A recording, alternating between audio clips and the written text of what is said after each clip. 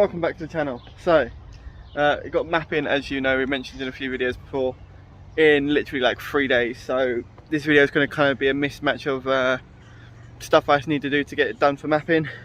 So I've got 3-port booster on the mode, that's going to be a separate video. Decatted downpipe, that's going to be a separate video.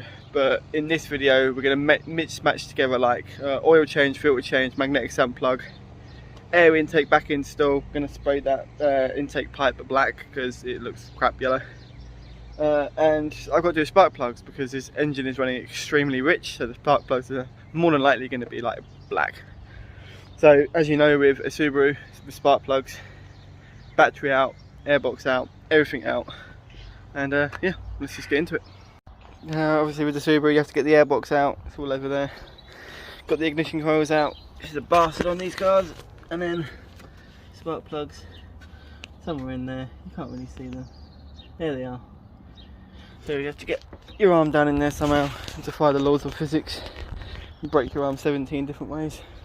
But yeah, new spark plugs going in, NGK iridiums, obviously recommended from factory, fitted from factory. But yeah, let's get into it before it absolutely chucks it down because the weather isn't looking great today.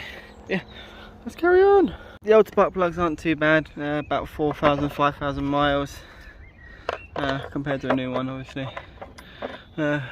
Gap still looks fine, won't focus on it, but these are all gapped to 0.3mm, which is the Subaru's OEM gap requirements. I've all gapped them with a depth gauge.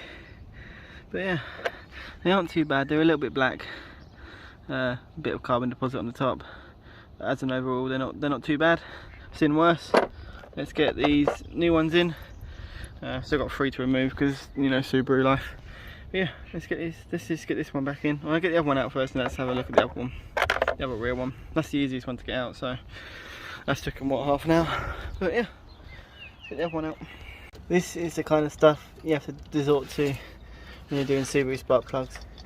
Doing the spark plugs up by hand first, and then getting the world's biggest extension on a thing that me and Ollie like to call a bloody dangly doodly, whatever the bloody hell its real term is.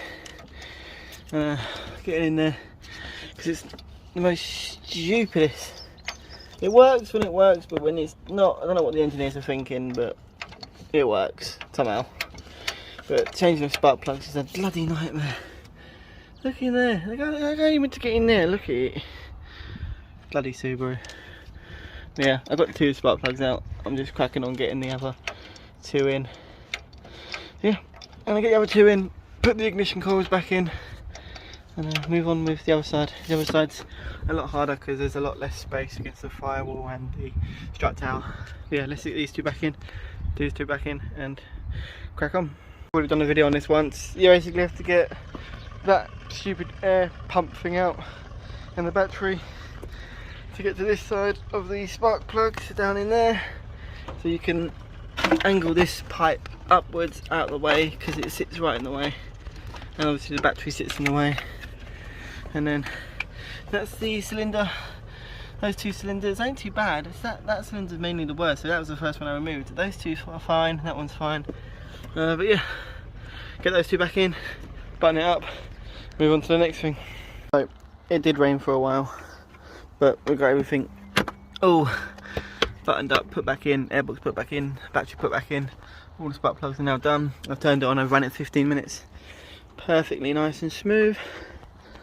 So now we can move on to the next thing, get it sorted. As I've said, after we're doing the decat, we installed the Mishimoto air intake. We're now doing an oil and filter replacement, K&M one in there at the moment. We're using Mobile 5W40. You've seen us do oil filtering change before, so we're not going to show it. I've got a HKS oil filter and the Mishimoto magnetic drain plug, just so we catch all of that confetti goodness when the engine blows up. But yeah, cat's in there, old cat, got that off. Let's get the Mishimoto filter back in and done, boy.